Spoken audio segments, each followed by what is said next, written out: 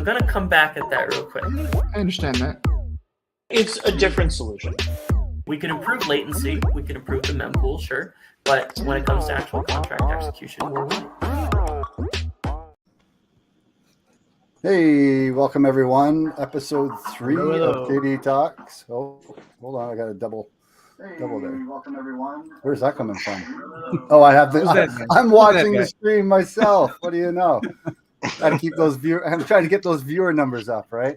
Well, welcome everyone to episode 3 of KDTalks. It's been very great. We were a little longer than usual than last time because everyone was going to consensus and partying it up there. So we decided to push things a little bit so that we could get some amazing people to join us today. So welcome everyone to another episode of KDTalks. This is a series where we dive deep into the Kadena blockchain and discuss its unique features, use cases, potential benefits for everyone that wants to use it.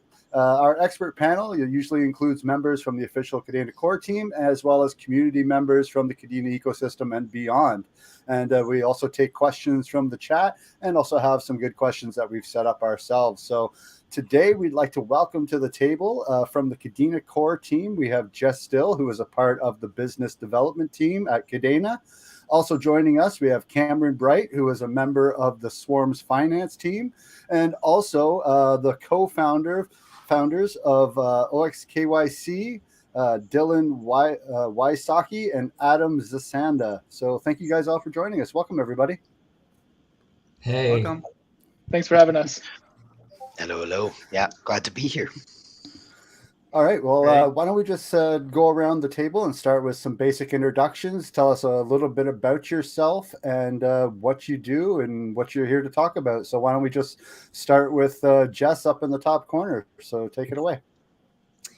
Yeah, so my career in tech actually started at a agricultural supply company designing irrigation systems for them. So I like to think that seeing the symbiosis between nature and technology provided me with going into this field with more of a value-adding mindset over extractive. And then I found Kadena about a year ago after just contributing to DAOs for about a year and a half. And then from there, just kind of leading the DAO front for the BD side of Kadena and seeing what value I can bring there. Cool. We have an expert on DAOs. That's nice. Maybe Cameron. But Experience. Cameron, maybe you can go next. Sure. Yeah. Hello, Cameron. My background stems mostly from the film industry. I've been, acting and writing and kind of producing now pretty much 25 years.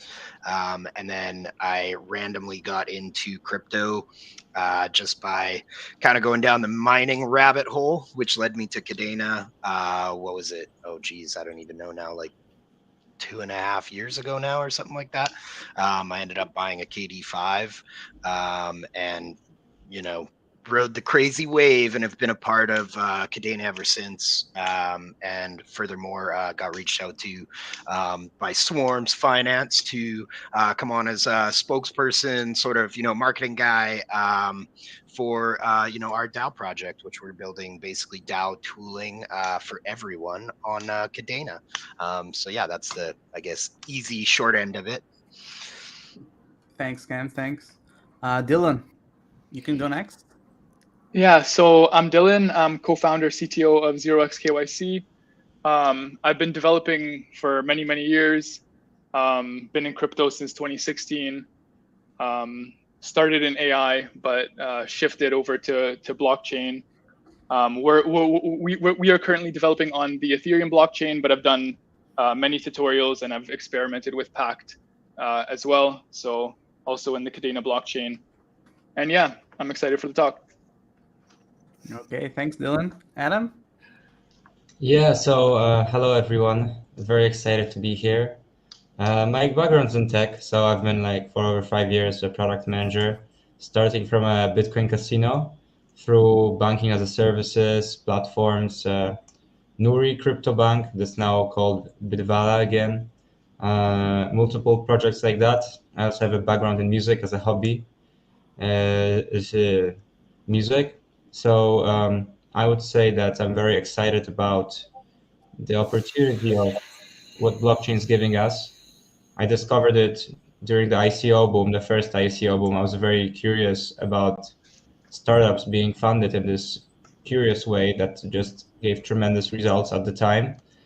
And I just realized how powerful this system is and why it's like basically an code as a clearinghouse, code as a trust intermediary.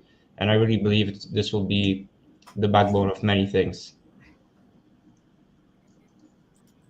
Okay, Great. Adam. Thanks a lot. Looks like we now got a maybe good, Chris- solid team here today. Yep. Awesome. Yep. Well, why don't we go right into some basic questions that we have? Why don't we start with Jess maybe and see if she can tell us a little bit about some of the ways that Kadena is bringing DAOs and working on DAOs and how Kadena can take advantage of DAOs over other blockchains. I would love to learn more about that.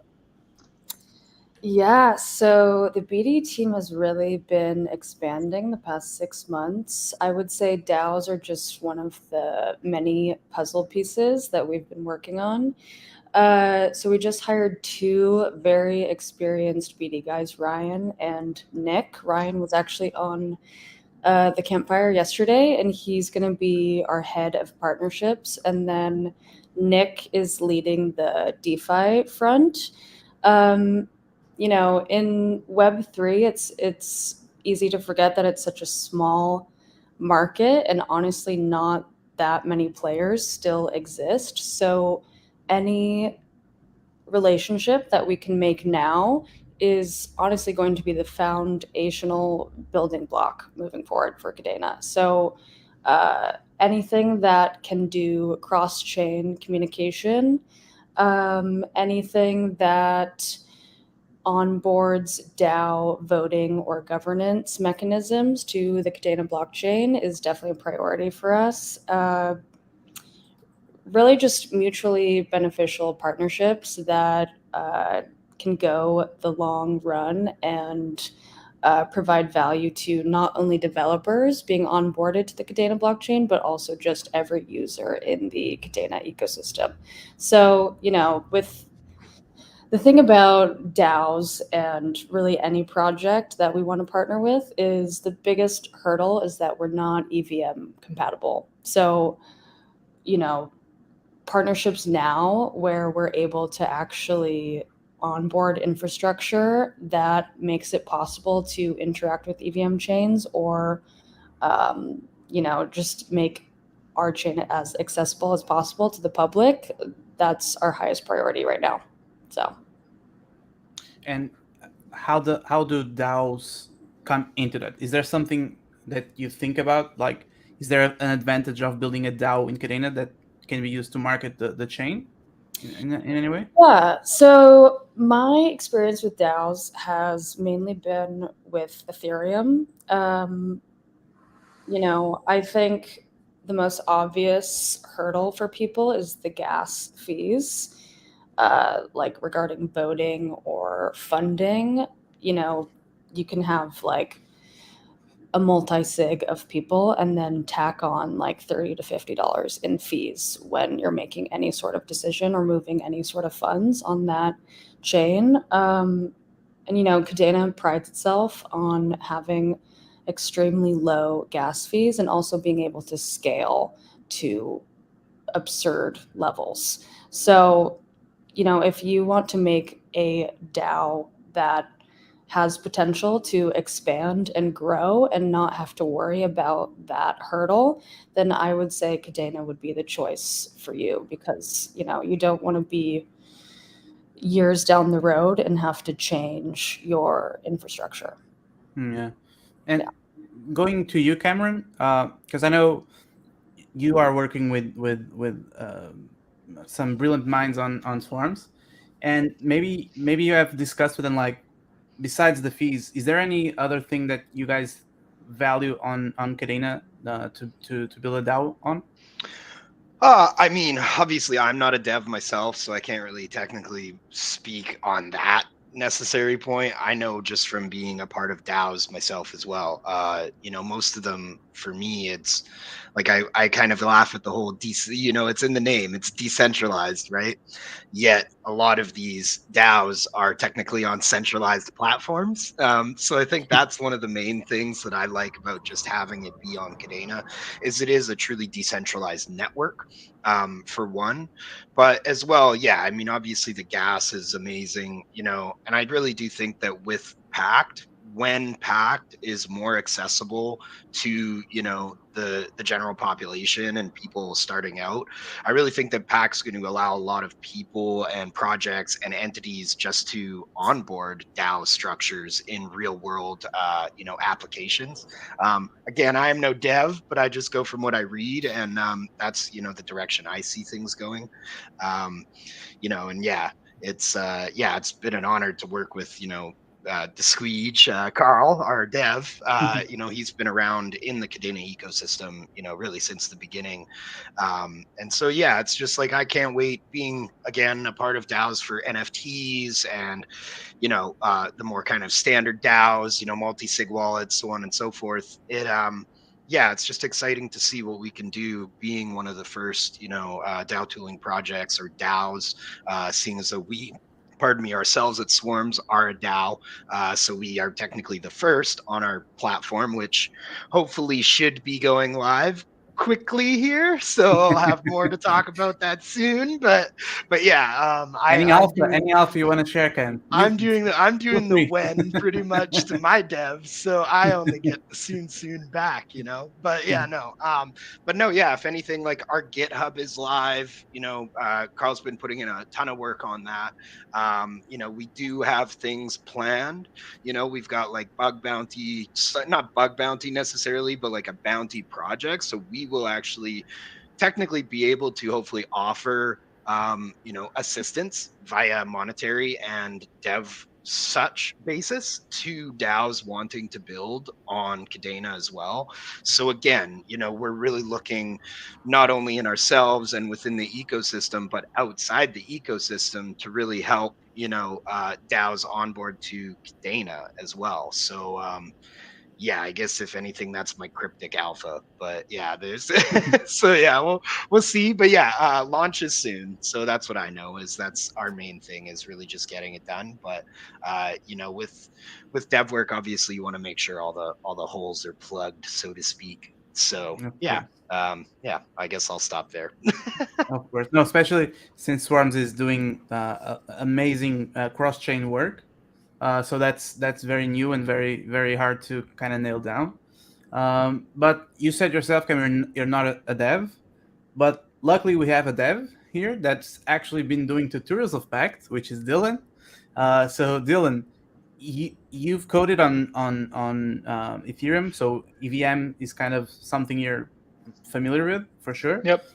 And you also said you're a little familiar with Pact. So having this in mind with the DAOs, how do you see that both languages, ups and downs, advantages and disadvantages in this case?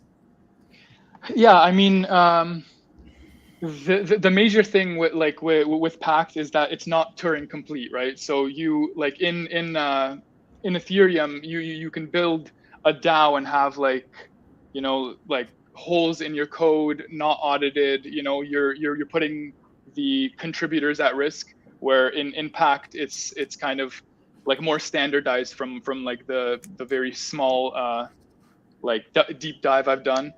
But yeah, I would say like Solidity is definitely what I'm more familiar with, but I know that the Pact team has been working on more like docs and more materials to help devs like navigate Pact a little bit more. So I think that's great. There's actually if you're interested, there's a cool thing going on with Kadena tomorrow, which is maybe Jess, you know what I'm talking about, I guess, or maybe not. It's from the dev side. It's kind of a workshop for developers, That might be a good opportunity, and it's something that Kadena has been doing more often. Yeah, Giving that's cool. tools Send me the for link. Yeah, I will for sure. I just signed Awesome. up, so maybe we can do it. Cool. So yeah, thanks, Dylan. I don't know, Adam, if you have anything to add to this particular subject. I mean, I can wander off, in the Kadena ecosystem of where I see also other possibilities, right? So, what was like one of the ideas we had is that we actually planned to do this on one other blockchain that was also on EVM, but we did not come to a conclusion. We were also at an earlier stage back then, so now we're more of a legitimate project. And we always thought that early stage ecosystems can benefit the most. Kadena is not very early stage, but it's certainly beyond the critical mass point of Ethereum, for example, or I would say right now also Polygon. And so it could be a unique advantage to have like a part of the system with important transactions or high value transactions in Kadena being free of sanction individuals or money laundering. So that's what I'm thinking. Okay, thanks, Adam.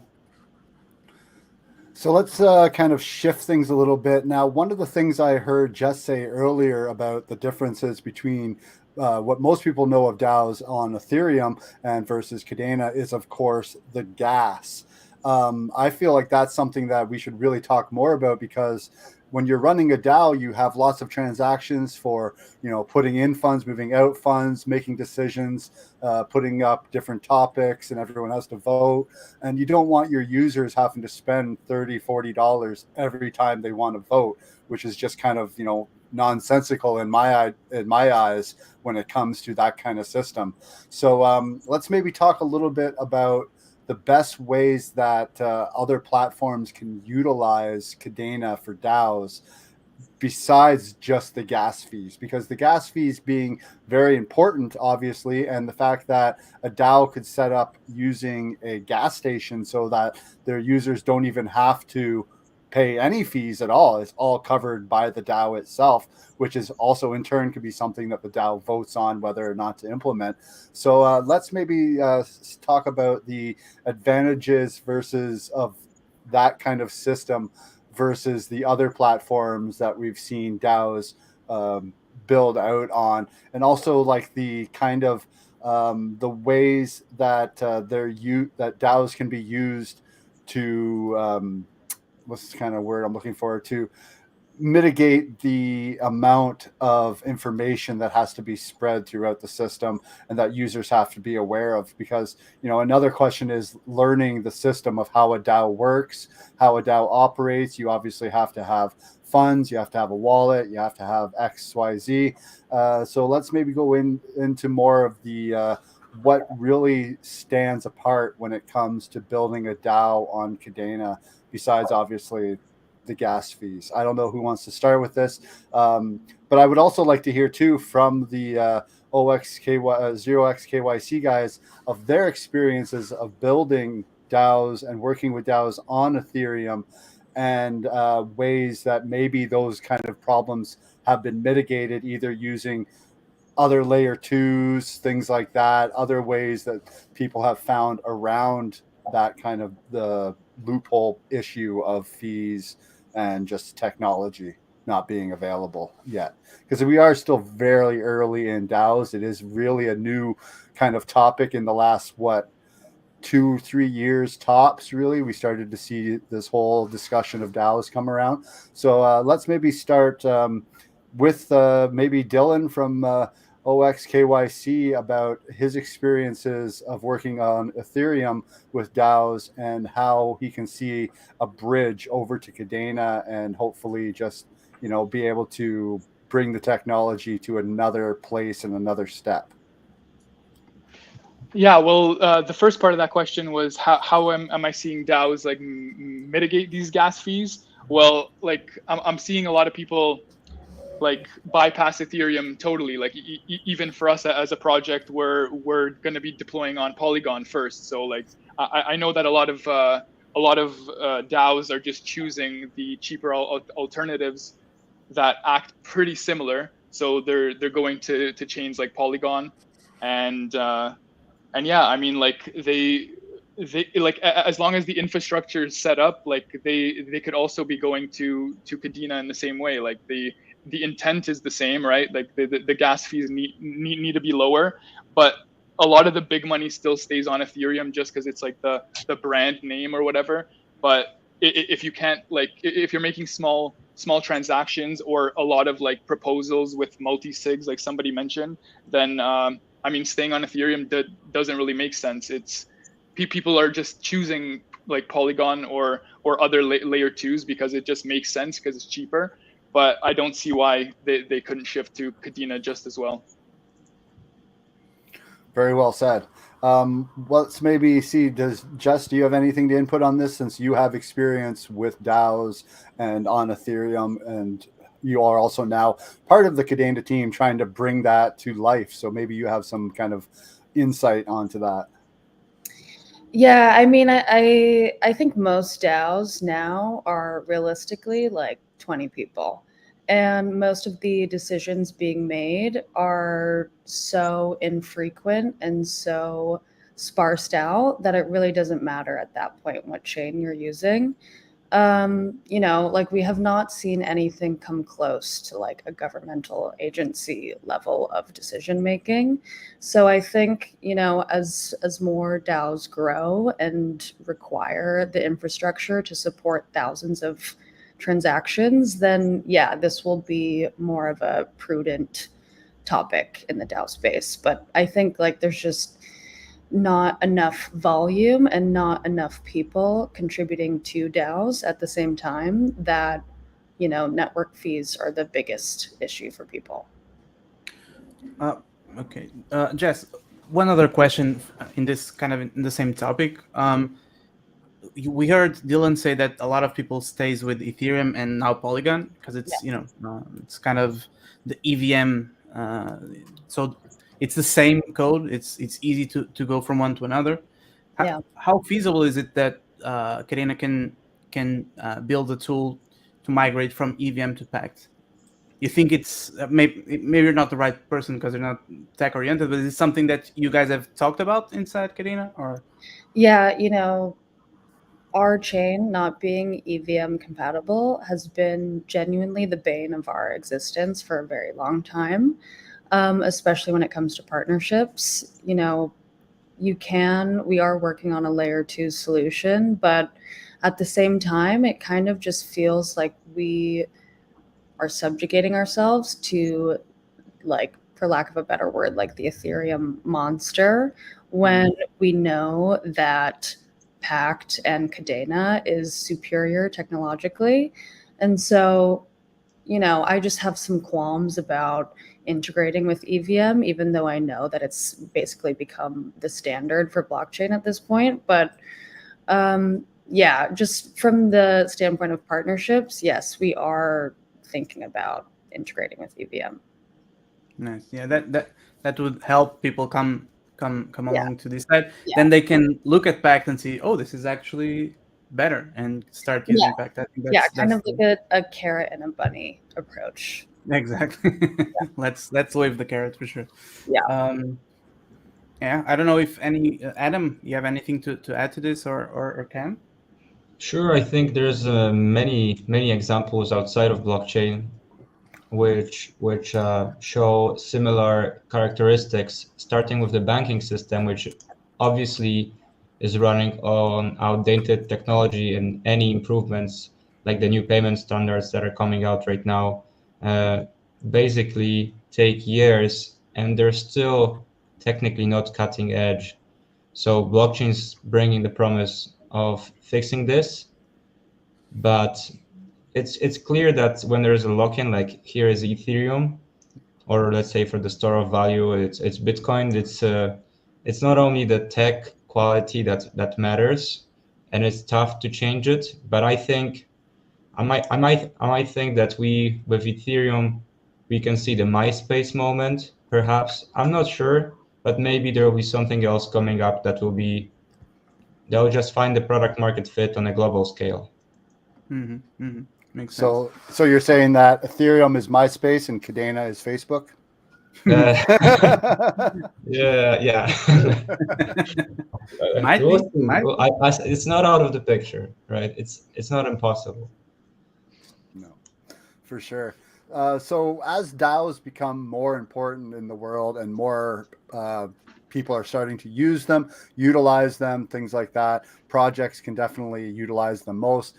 Even like Jess said, government organizations could even utilize DAOs. What do you feel, this is kind of open to anyone, in what ways could DAOs challenge the traditional notions of organized governance and decision makings? And like, what kind of implementations or implications does that have on industries, businesses, projects that want to use DAOs? Do you feel like is anything really blocking it from happening? Do you feel like there's way more positives to a DAO versus the traditional structure that a lot of governance is done through now, be it like a board that makes the decisions, or just, community voting kind of thing in a Discord that a lot of crypto projects, pretty much that's how they make their decisions nowadays. Where do you guys see DAOs taking over those kind of aspects? Maybe Cam, let's start with you. Yeah, I guess, and to kind of touch on what we were just speaking about as well, about what the draw is for Kadena, not to be redundant, but I do think the gas fees are one of those things where, yeah, like we've seen a lot of projects go to Cosmos and these other chains that just have the ability for people to kind of set up shop overnight, so to speak, and just make what they want to make or what they need. And so to kick it back to us at Swarms, that's what we're really trying to do, is really like, we are leaving the structuring of DAOs up to the DAOs. You can have kind of a more like 4-person standard, or you could have one that's much more of a massive community. And really that goes back to, again, the scalability and the gas fees, obviously, of Kadena, because that just isn't possible. And I think that's one of the main things, again, the gas fees, but as well the scalability that really allows DAOs to kind of do cool things. Like right now, DAOs have barely scratched the surface because they're limited by gas fees. And so they don't get creative, because as soon as they try and get creative or anything, they get faced with fees and the ability to actually do that cool stuff. So I really think that once we show, hopefully, I should say, once we show what we are able to do, as well as DAOs, as well as on Kadena, it really should open up that aspect of really, like a project I'm a part of, gamified DAOs. They literally had like a whole storyline and plot that they gamified through proposals and everything. So our DAO was voting on like the name of the villain of our story, and then the interactions of these stories. But that was like the first ever time it had ever happened. That's the first gamification of DAOs, right? So yeah, like we're brand new to all this stuff, but really we have to allow that foundation and build that foundation for these people to then get creative with, and so hopefully that's what we will be able to do. As far as the real world applications, I mean, yeah, it's, for most people, we live in a democracy based world, so we're all about voting and stuff, right? So yeah, I mean, in reality, the implications could be worldwide. It's, one could say it's a bit speculative to see what it could do. It's kind of that double-edged sword thing. You give people the choice to do what they want with certain things, and sometimes it's good and sometimes it's bad. But normally when we get the hive mind behind things, the greater sum prevails, 9 times out of 10, right? So it's very rare that a vote comes down to 51%, if you know what I mean. So yeah, so it'll be nice to see, especially in certain areas of the world and everything, where really like voting systems, and I shouldn't speak too poorly about them, but governments and just these, governing bodies of certain entities, again, like financial systems, it's all this stuff. Like I remember seeing, again, not specifics, but it's kind of like that rotating door of many of these industries. You know, me coming from the film industry, it's the same thing. There's a lot of favoritism. There's a lot of these old school systems that are just getting abused year in and year out, because it's kind of like the wild, wild west still, you know what I mean? So you can have people that abuse government systems to this day, and that's not happening in third world countries. You know, they know how to budget things, and they know how to get away with technically taxpayers' money that should be going to like independent projects and people trying to actually build something creative, right? But due to the fact that there's really no one controlling the powerful people at B, you know, there's really no say in it. And we just kind of happily go along blindfolded, I guess you could say. So, yeah, I guess that's really like anything in crypto. It'll take time. You know, it'll take the adoption. It'll take hopefully projects again to come to us and build these crazy DAOs that are groundbreaking, that are unique and exclusive, and that then we can bring to these real world, you know, entities, apparatus, projects, whatever you want to call them, and show them like, hey, look at what we've done here. It's not crazy. It's not all these people just, ooh, we do this and we do that. You know, no, it can be structured if you want it to be structured, and you can allow it to be kind of that, you know, what's the word I want to speak? I don't want to say watchdog. That's kind of a bad one, but it's something to keep yourself in check at the end of the day. You know what I mean? It's like we have already, like, to speak about one of the DAOs we'll be working with is Mock, or Miners of Kadena. And like Door specifically put in a vote for himself that he wants the ability for their DAO to fire him. Like they want to be able to fire their own CEO via a proposal in their DAO. And it's like, okay, most companies probably won't want that, but we're going to allow it because he wants it, right? And so again, it's really like, you know, build it and they will come, so to speak, right? So we are, you know, laying the groundworks, and, you know, we're, you know, looking for these people and projects to come to us with these ideas to be like, okay, like we can do it on our end, you know, we just might not have thought of it yet, right? So who knows what in our lives it may control 15, 20 years from now. But I like one thing you said there about manipulation and how it can kind of, you know, it's one of the advantages of using DAOs. But one thing I want to kind of put up for debate with you, all of you guys, is what about manipulation of the DAO itself?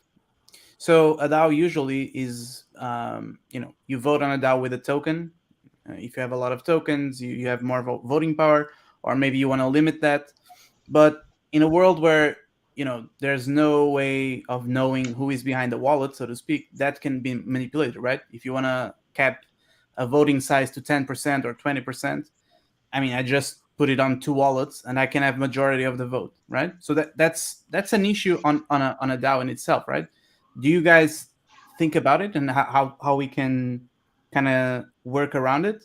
I guess maybe 0xKYC, I will start with you, because you guys may have something to say about, you know, verifying people without exposing people, so to speak.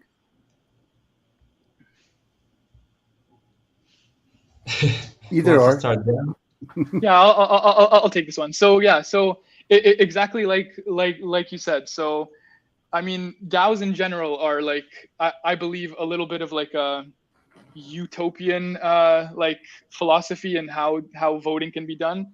Because in like when you look at it in practice, or at least from the data that we see out there at the moment, and I think Jess mentioned this now, like people aren't actively participating in DAOs, but it's because like people will have a volume amount of tokens, or people delegate all their votes to like 2 or 3 the different wallets, and then it's like the power is not really distributed. It's actually, it ends up becoming centralized anyway. Or that like you were also saying, is people will abuse the system. So if that mechanism is like blocked, then people will just create like, you know, 10, 20 different wallets, and their vote has 20-to-1 ratio, you know, in the DAO. So actually we're at 0xKYC building a product of uniqueness verification to actually tackle this exact problem, because we've seen it in many cases where a DAO is being abused. There are many people or supposedly many people in a DAO, but it's really just a controlling entity. And we allow users to we allow protocols to know who their users are without revealing any sensitive information. So basically, who one user is across wallets. We do this based on a selfie. So eventually it will be a full biometric scan, but this is all like permissionless, and no actual sensitive information gets exposed in the process. So the protocol can be confident that, okay, our DAO is actually acting as a real DAO, and the user may maintain their privacy, because they would likely not join the DAO if you had to do like actual KYC. So via like the zero knowledge proofs and our soulbound token, we kind of bridge these two extremes, that you either had to KYC your users, know exactly who they are, or not do any KYC at all. And then like DAOs at the moment are kind of just like a free for all. So with like a middle ground where you can kind of know to a certain extent that at least your users are unique, like at the very least, like it's almost in its name to be implied that your user should be like unique at least. So we're currently building this this solution for uniqueness verification. You mentioned soulbound token. What is the purpose of that, and how does that work? Yeah, so a soulbound token is basically just a, I mean, in theory, it's an untransferable NFT, but it can be like a badge. It can be just a soul attached to a wallet. So any attribute that you can attribute to a user or a wallet address, basically. Okay. That okay. Yeah. Nice. You anything to add here, Adam? Sure. There are like couple of types of votes. You may want to do one user, one vote. You might want to do quadratic voting. There can be also token volume based voting. So for that, you don't really need to know who's who. Just need to verify if users are voting and they are using their tokens and there is participation. But otherwise, I think Dylan said enough. Unless we talk about the source of funds and those things in DAOs, which is not a major issue yet for most, because this is not verified gladly by the regulators. But looking at what's happening in the US, right? It's like if you live in the US right now and you have a DAO, there is some, like, you don't have to go for like a full system, but maybe it's good to know who you're working with sometimes, I would say, in a DAO. But like, what does it mean exactly, in what situation, in what use case, what is the DAO doing? That depends on the risk you want to take. Maybe sometimes it should be free for all, but that also depends. I think there is a lot of philosophical / governmental ideological work to be done. Okay. Sure. Kind of maybe Jess, you have something to add to this, being that you are in the United States and Kadena is a United States licensed company that's building these protocols. Do you have anything maybe to add on this about how regulations may come up and how people should maybe prepare themselves when it comes to DAOs and regulation, pretty much? I actually do not have much to say about regulation. I kind of come at DAOs more from like a societal evolution standpoint. So, I think humans adapt how they organize themselves and how they collaborate based on their environment. So, when we were hunters and gatherers, yeah, we were tribes. And then we realized that we can enforce power on each other. So that turned into a hierarchical society. And now, we realized that kind of created a black box, and institutions and governments and banks used that kind of black box to do shady shit, for lack of a better word. And, I think the whole ethos of crypto is just putting power back in people's hands.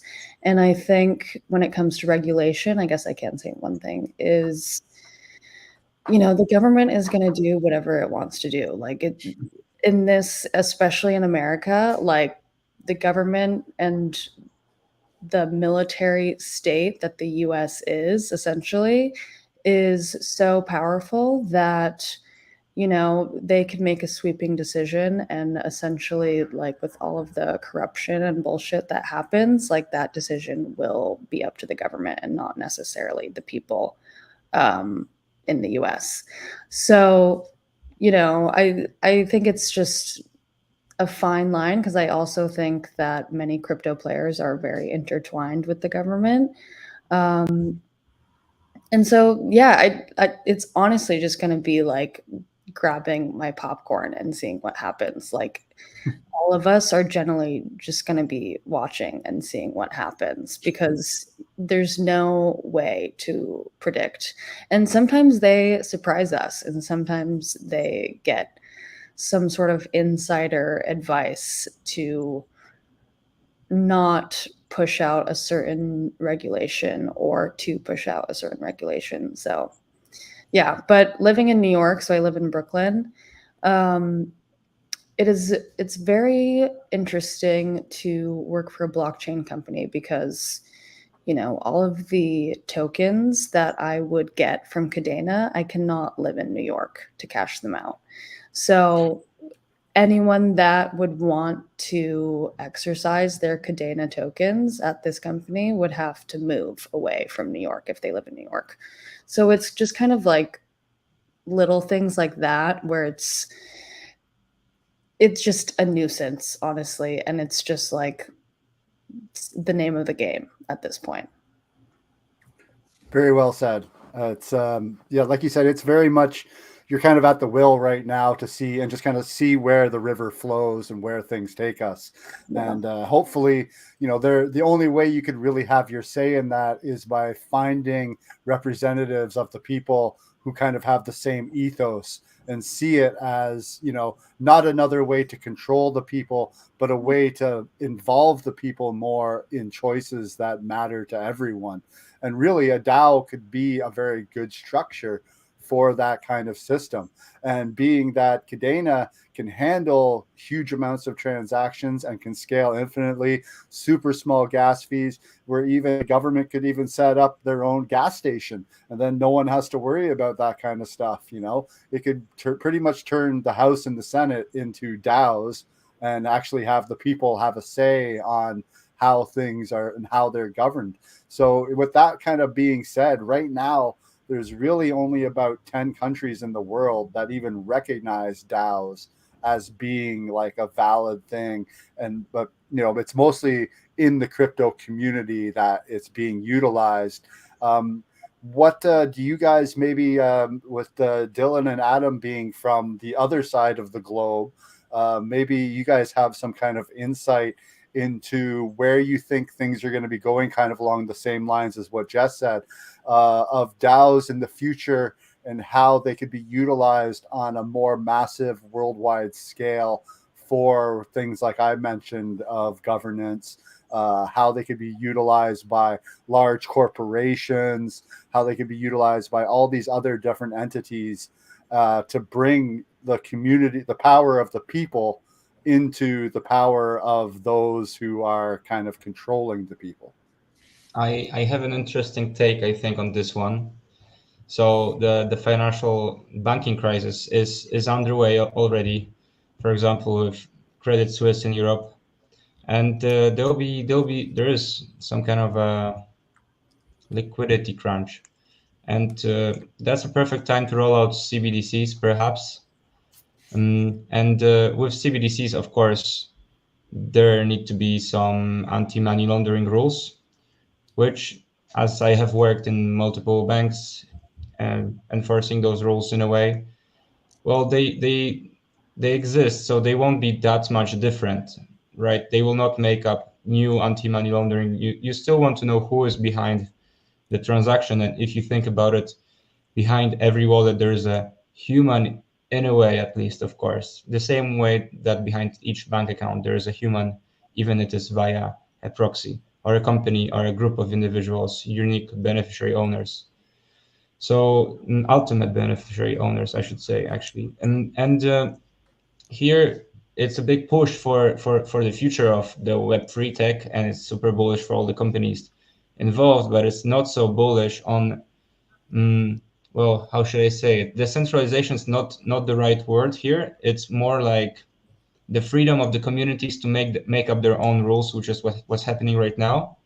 So I feel like big education on the topic is needed amongst like the whole globe of Web3. We are doing this really strongly. Everybody seems to be surprised that we're even doing this, but we're building like the next generation system that enables users and people to be private on chain until they're sanctioned, when they might be subject to something if we're subpoenaed in less than 3 years according to AML rules, which is amazing because it's the minimum viable product for a regulator to be able to verify anything without actually showing anything to anyone.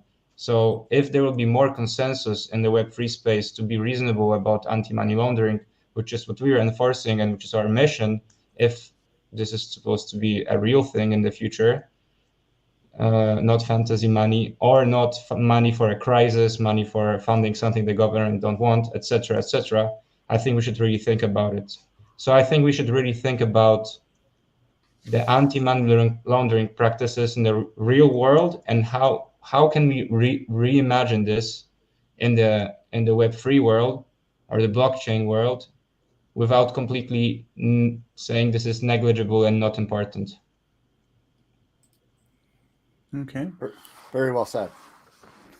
Yeah, there's definitely a future that can be seen where we're leading. It's just a matter, like we said earlier, of which path people take, and hopefully they take the correct path of a more decentralized kind of system, but still withholding and upholding the same kind of rules and structure that we've had to keep people safe, because that is also one of the things I feel that's keeping Web3, crypto, blockchain, and everything kind of down, is that people just don't feel the security that they do with the current financial system they have. Like, I come from a wallet support background, and how many people I saw that were just happily give away their passphrase or their private keys, and then not understand when their funds are taken, or if they send funds to a wrong address or something like that they're not getting those back. It's the whole, they're so used to the financial system as we know it, of if someone gets into your bank account and takes your money, well, the bank can put your money back in because they have insurance, they have all these things.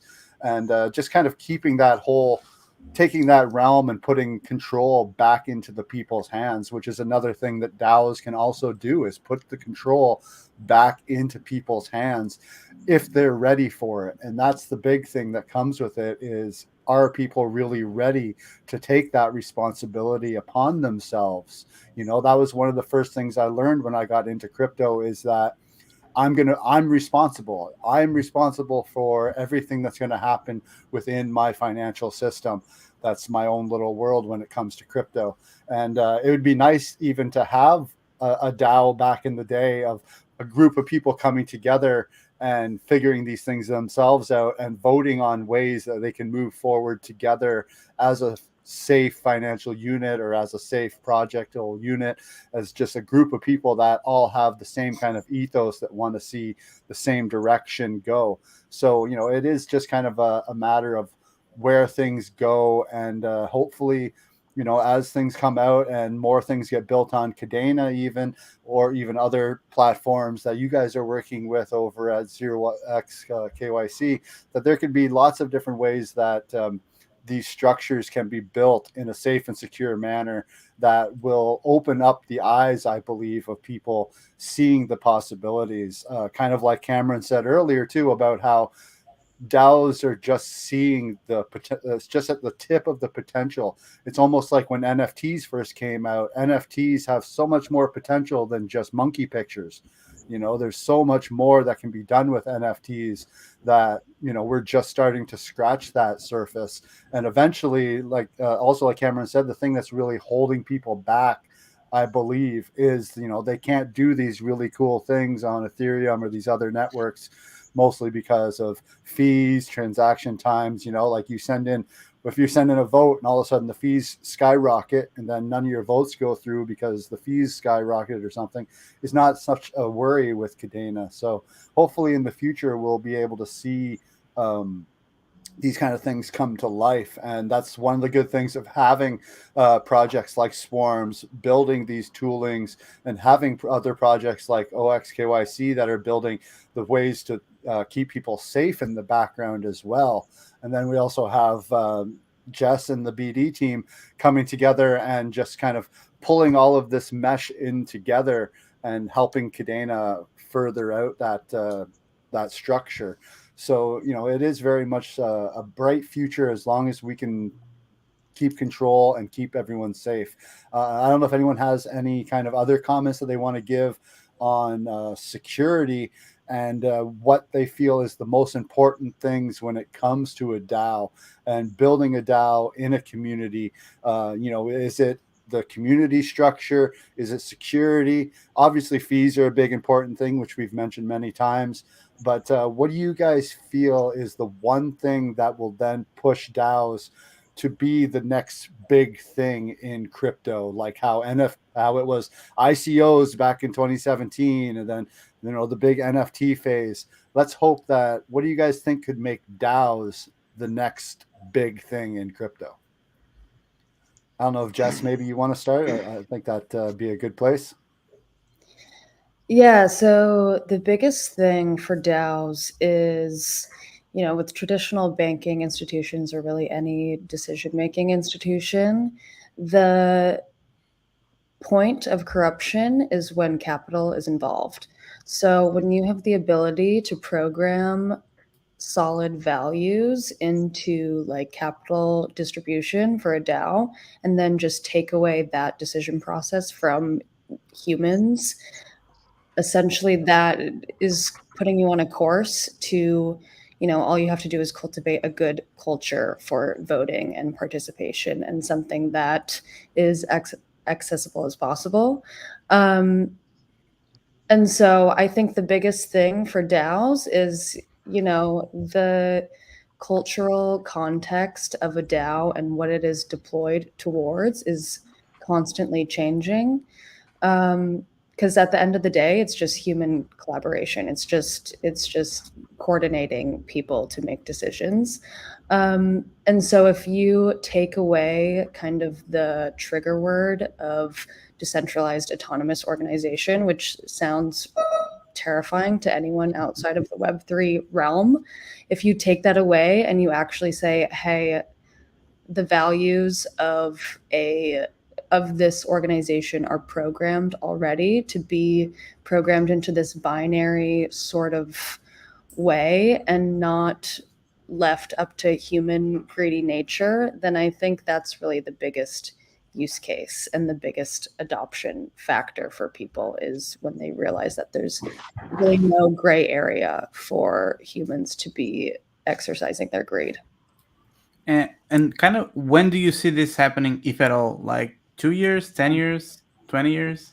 Oh God, I mean, I do not think I am the best person to give a trajectory analysis, but I would say within the next 5. I think we're already seeing a cultural shift in general. I think people are putting less and less trust in centralized institutions. We saw it with the recent bank failures, and we saw it with, everything that's happened in the economy. And I think just the propaganda that has been spurred for the past hundreds of years about is just very dated. Like it's we needed these banks, we needed these institutions maybe in the 1800s when no one had the resources to protect their funds or to protect their capital. But like now, when everyone has the world at the palm of their hands in their smartphone, and there's so many decentralized applications being produced every day, I think just the reliance on a centralized entity has become clear that it's just not necessary. So honestly, I would say within this decade. Within this decade, okay. Any guesses from the rest of the panel? I was just going to say that, yeah, I would say all you have to do is look at everything else in crypto and see how fast it evolves, and adapts. And yeah, much like Jess was saying there, it's really going to take, like anything in crypto, like nobody cared about NFTs until Bored Ape Yacht Club became a thing, and then that started the wave, right? So it's again like until we see that first large DAO, that first DAO that has 10 to 20,000 active members, just always doing stuff, and it could be whatever, but once they see it, the use of it actually taking place, then that's for me going to be the huge, like anything else, it's sad to say it'll start the wild west of DAOs, just like anything else, again, we'll see people again, like Jess was just saying, there will be human greed involved. There will be people that will create DAOs just to scam people, just like anything else, sadly, that we live in life, so there's going to be a huge phase when that happens. And then as well, because we are in the purely, again, decentralized manner, we are giving the power back to the people. That in its own is going to fall on, deaf ears in most things. Like there's a reason why the securities test or whatever, the Huey or Dewey or whatever the hell it's called, is still a thing. It's like that test in its own is from like the 30s or the 20s, and it's like the internet wasn't even a thing yet. It's judging how companies run on the internet are companies, right? It's like that doesn't need to be updated, so it's just like we're going to have backlash in anything, so once we sadly reach that phase and then get through that phase, that will be when DAOs can start being implemented into everyday lives, on a more larger scale in my mind. So sadly, it's going to be probably a few dark days ahead of the light days, but that's life in crypto, I would say, right? That's why we're here on the front lines trying to build these things out. I kind of giggled about it earlier because I was like, maybe we just need to get the El Salvador going on Swarms or something and see how it works. I'll reach out. You never know. But yeah, no, it's just one of those things. We're going to have to see real life applications of it before anyone gets on board, on a global scale. So really the first DAO that can successfully reach the Web 2 world or, standard industry is really going to be businesses, right? Yeah, there's really going to be the tipping point for me, right? When someone is like, hey, look at my regular business, look at the, $10 billion decision that we just made with our million shareholders voting on it. You know what I mean? Not like a bank where it's like, hey, this is what we're doing next month, vote yay or nay, and it's like, it's so, yeah, I guess that's my 2 cents. That's the challenge is set for UCAM, for Swarms, and for 0xKYC, I guess, is to kind of find a way to, sell this idea to businesses and to entities that are more than just the regular degen that we find on on the crypto space. Of course, we start and we build for all of the already in the Web3 users, right? But eventually there needs to be some way to kind of broadcast the utility and the use cases for the businesses and for the industry, because I think that's where the legitimacy comes and where people start using it, and that's the real value add, right? It's having a system that kind of improves upon the old legacy systems. And for industry, the financial sector for sure, but not only the financial sector, as you were saying, Cam, a board of a company can be replaced. The meetings, the old meetings at the table with yay or nay, can be replaced by one of these systems when they're mature and test them for sure. I don't know, Adam or Dylan, you have anything to add to this particular subject? Nothing. Chris, take it away. All right. Well, seems like we've pretty much come to a good, probably stopping point. I didn't really see any questions in chat that anyone really wanted to ask. Being that DAOs are barely a new topic that a lot of people don't really know that much about, but hopefully they will soon. It's just like Cam was saying there, we're just waiting for that tipping point of adoption to happen.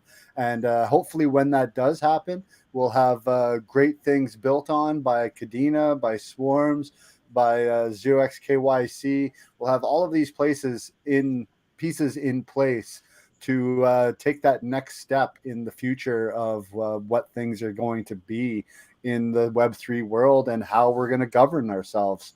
So I want to thank all of our guests for coming today. Jess from Kadena, Cameron from Swarms, Dylan and Adam from OXKYC, and for sharing all their knowledge with us. And their contributions are invaluable. You know, learning about these new systems together is something that we really feel is really important for people to educate themselves. So talks like this really help bring that together and bring this new kind of system to light. And yeah, thank you guys all for joining us. It's been absolutely great talk today. And we got a new dev with Dylan. He's going to do the course tomorrow with us. So bringing one at a time, it's good. Yeah. Thanks, guys. Thanks a lot for joining us. Thanks, everybody. Yeah, so thanks for having me.